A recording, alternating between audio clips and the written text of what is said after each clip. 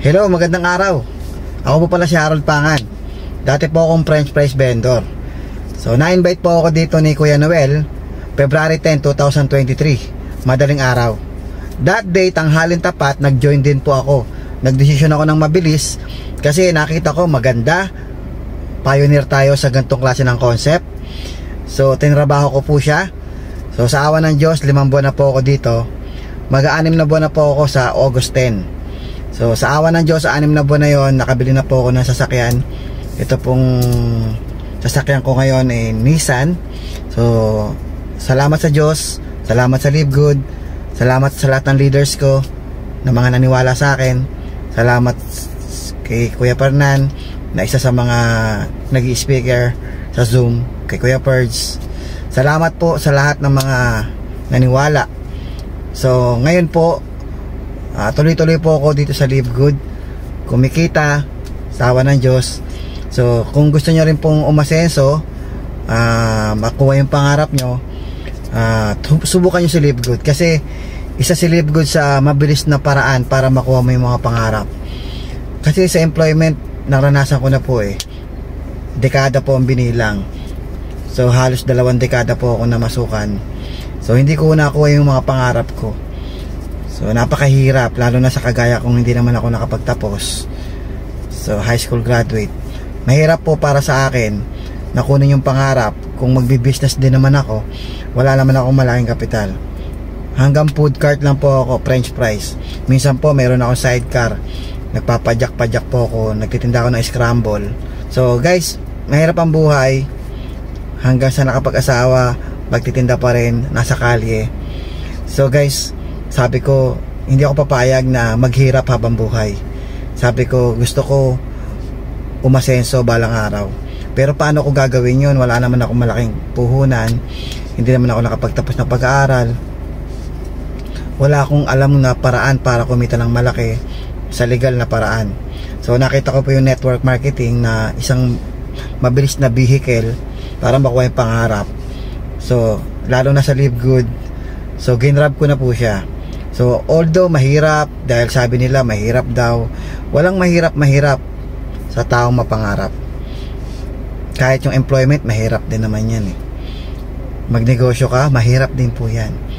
Lahat po yan mahirap. Sabi nga nila, pumili ka ng hirap. Sa mahirap na hindi kayo mayaman, o sa mahirap na pwede kang yumaman. So, wala pong madali. So, dito na lang ako sa mahirap na pwede akong payamanin.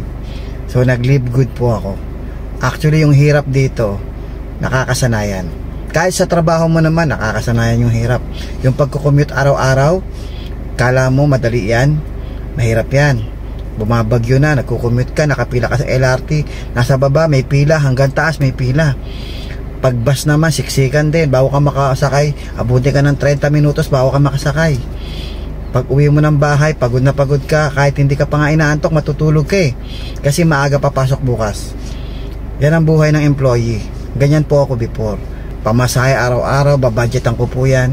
So, umiikot lang po dun. Bago sumweldo, mangungutang na po ako. Kasi kapos na po yung allowance ko. Kapos na pangkain sa bahay. Tapos, pag sumweldo ako, babayaran ko yung utang ko. So, kapos na naman ako. So, bago magsweldo, ubos na naman yung pera ko. Uutang na naman ako. Ang hirap po ng buhay. Paulit-ulit lang po yun for 2 decades.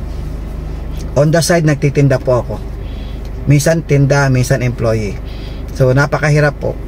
So, kung ikaw, kagaya ko, na matagal na rin namamasukan, o nagdinegosyo ka, pero nagtataka ka, sipag mo naman, pero bakit wala ka nakukuha sa mga pangarap mo? Bakit hanggang ngayon, pangarap mo, ay pangarap pa din? So, pareho po tayo. So, ngayon, kung gusto mong kumita rin ng malaki, trabahuhin mo lang. Huwag kang aasa sa mga spillover. Huwag kang aasa sa bigay. Okay, ang gawin mo, trabahuhin mo sarili mong effort. So, aralin mo, masterin mo. So, gawin mo yung lahat para yumaman. Kasi at the end of the day, ikaw pa rin naman na makikinabang lang lahat ng sipag na ginawa mo. Pag nagtamad-tamarang ka, ikaw pa rin ang magsasuffer niyan. Ikaw rin, wala nang iba.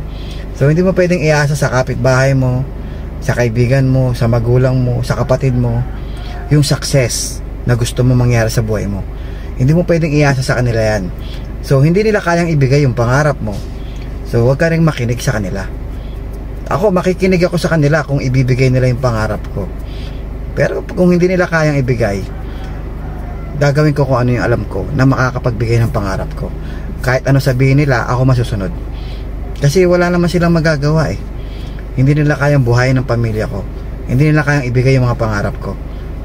So sa Live Good, nakita ko kayang ibigay. So mas naniwala ako kay Live Good kaysa sa mga discouragement. Pero ang mindset ko kasi nung pinasok ko yung Live Good, mahihirapan ako dito. Magugutom ako dito. Mapupuyat ako dito. Madi-discourage ako rito. Marami akong may encounter ng mga negative na people. Mare-reject ako dito. So in-expect ko na lahat yan. Kasi wala pong business na madali. Halos lahat po ng business mahirap. Kahit malalaking kumpanya, may struggle na dinadaanan yan. Maliit o malaking kumpanya, dumadaan po yan sa hirap. Kaya expect mo na hindi siya madali. Pero kayang gawin ng ordinaryong tao. Hindi ka nakatapos, elementary graduate, high school graduate, kahit wala ka pinag-aralan. So lahat merong chance. Lahat merong chance dito sa opportunity na to. Kaya guys, wag ka nang mag-isip kung kaya mo ba o hindi mo kaya. Wag ka nang magduda. Ang kailangan mo lang gawin, maniwala ka sa sarili mo, aralin mo yung negosyo, tapos trabahuhin mo siya. Trabahuhin mo. May mga video naman tayo nasa YouTube kung gusto mong alamin paano ginagawa. So meron tayong Zoom everyday, may training tayo once a week. Attend ka lang, matututo ka. So hindi siya overnight success. Meron siyang proseso.